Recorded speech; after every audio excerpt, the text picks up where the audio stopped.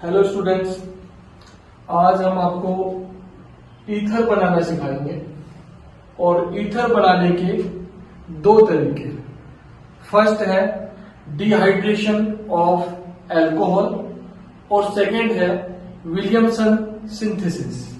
जो फर्स्ट है आपका डिहाइड्रेशन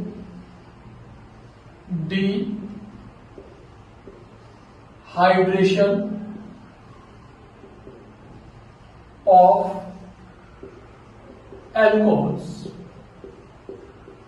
ये फर्स्ट मेथड है।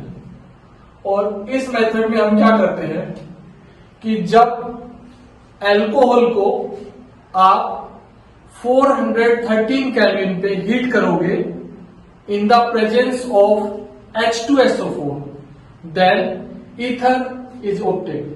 For example, when ethyl alcohol C2H5OH is heated at 413 Kelvin temperature in the presence of H2SO4, then CH3CH2O CH2CH3 ether obtain हो जाएगा।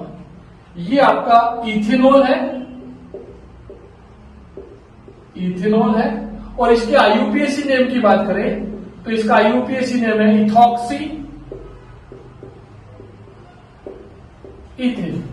एक बार फिर देखिए कि जब आप किसी भी एल्कोहल को 413 केल्विन पे हीट करोगे in the presence of H2SO4, then ether is obtained. In this method, only symmetrical ethers are prepared. इस जो डिहाइड्रेशन ऑफ एल्कोहल है इसका डिटेल में मैकेनिज्म के थ्रू समझ में आएगा, जो अभी मैं आपको बताने जा रहा हूं इसका मैकेनिज्म। डिहाइड्रेशन ऑफ इथेनॉल में हम क्या करते हैं, जैसे आपने ले लिया CH3CH2OH, ये इथेनॉल है। और जब H2SO4 की प्रेजेंस में जब इसको हीट करते हैं तो H2SO4 आपको क्या प्रोवाइड करता है, हाइड्रोजन है। हाइड्रोजन के पास डेफिशिएंसी ऑफ इलेक्ट्रॉन्स है, तो ये ऑक्सीजन के पास जो लोन पेयर ऑफ इलेक्ट्रॉन्स है इसके ऊपर अटैक करेगा और क्या बना देगा, CH3CH2OH, ये lone pair of electrons plus positive charge. Oxygen का एक lone pair of electron use होने की वजह से ये यहाँ पे पॉजिटिव चार्ज शो करता है। ये आपका मैकेनिज्म का फर्स्ट स्टेप है। ये मैं आपको मैकेनिज्म बता रहा हूं डिहाइड्रेशन ऑफ एल्कोहल। और इसमें क्या करता है, जब इथेनॉल की आप H+ आयन के साथ रिएक्शन करेगा तो हाइड्रोजन आयन के पास डेफिशिएंसी ऑफ इलेक्ट्रॉन है, तो वो हाइड्रोजन ऑक्सीजन के लोन पेयर ऑफ इलेक्ट्रॉन्स का यूज करके इस ऑक्सीजन के साथ अटैच हो जाएगा। सेकेंड स्टेप में CH3CH2O, फिर उसके दूसरा एल्कोहल है ये H प्लस CH3CH2OH और ये आपके लोन पेयर ऑफ इलेक्ट्रॉन्स है। तो ऑक्सीजन क्या करेगा, ये यहां से इस कार्बन के लोन पेयर ऑफ इलेक्ट्रॉन्स को लेकर के रिमूव हो जाएगा, जिसकी वजह से कार्बन के ऊपर पॉजिटिव चार्ज आएगा। तो ये वाला ऑक्सीजन जो इस एल्कोहल का ऑक्सीजन है ये इसको अपने lone pair of electrons provide करेगा और क्या बच जाएगा, CH3CH2O CH2CH3। इसके ऊपर अब एक लोन पेयर ऑफ इलेक्ट्रॉन बच गया, क्या आ गया, पॉजिटिव चार्ज।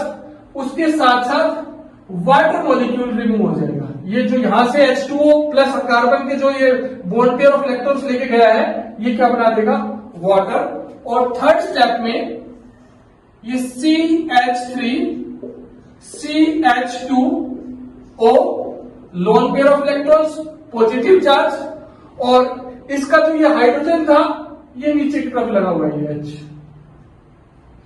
तो ये हाइड्रोजन यहां है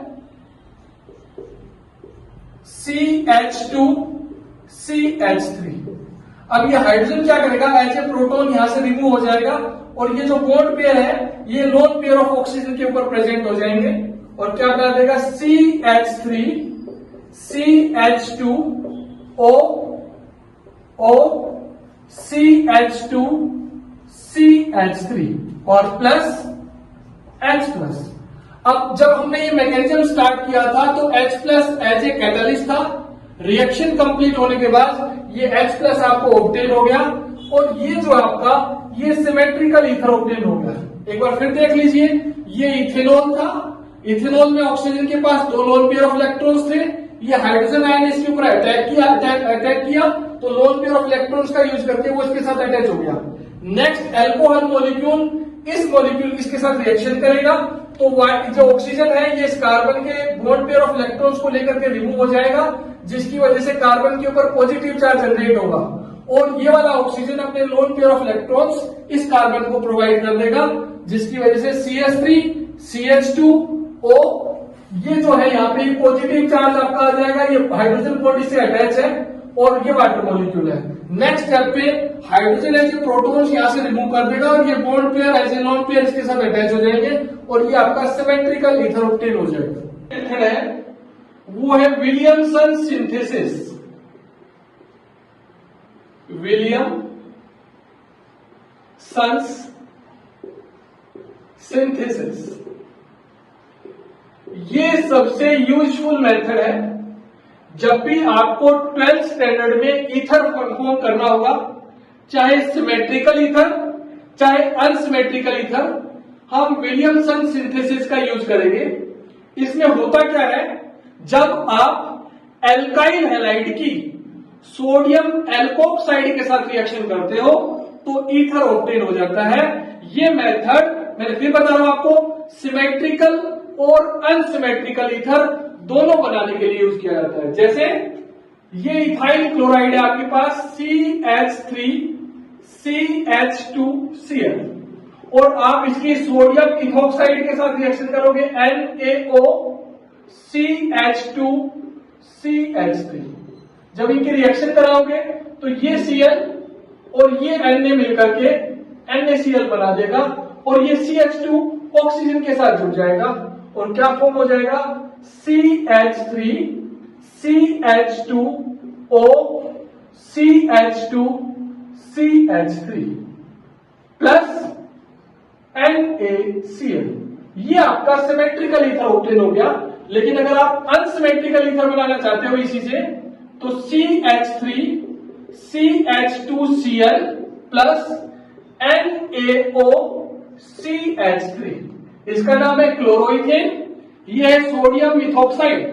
जब इनकी आप रिएक्शन कराओगे तो ये Na और ये Cl मिलकर तो NaCl फॉर्म कर देगा और ये कार्बन ऑक्सीजन के साथ अटैच हो जाएगा और फॉर्म करेगा CH3 CH2O CH3।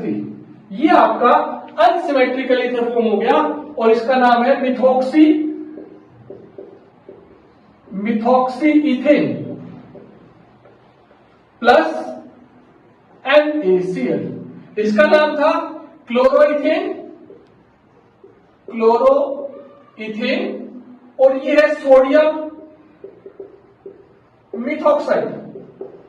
लेकिन इस विलियमसन सिंथेसिस की एक लिमिटेशन है जो आप हमेशा याद रखोगे। अगर आप टर्शियरी ईथर बनाना चाहते हो तो alkyl halide should be primary. अगर आपने एल्काइल हैलाइड को टर्शियरी ले लिया तो एल्कीन में कन्वर्ट हो जाएगा और अगर आप टर्शियरी ईथर बनाना चाहते हो तो सोडियम एल्कोक्साइड को तो टर्शियरी लीजिए और एल्काइल हैलाइड को प्राइमरी लीजिए। अगर आपने रिवर्स कर दिया, एल्काइल हैलाइड को टर्शियरी ले लिया और सोडियम एल्कोक्साइड को प्राइमरी ले लिया तो आपका टर्शियरी ईथर फॉर्म नहीं होगा, आपका बन जाएगा एल्कीन। तो कई बार 1 मार्क्स का क्वेश्चन पेपर में आता है कि what is the limitation of Williamson synthesis, तो आप बोलोगे कि in the preparation of tertiary ether alkyl halide should be primary and sodium alkoxide should be tertiary. If tertiary alkyl halide is used then it will convert into alkene।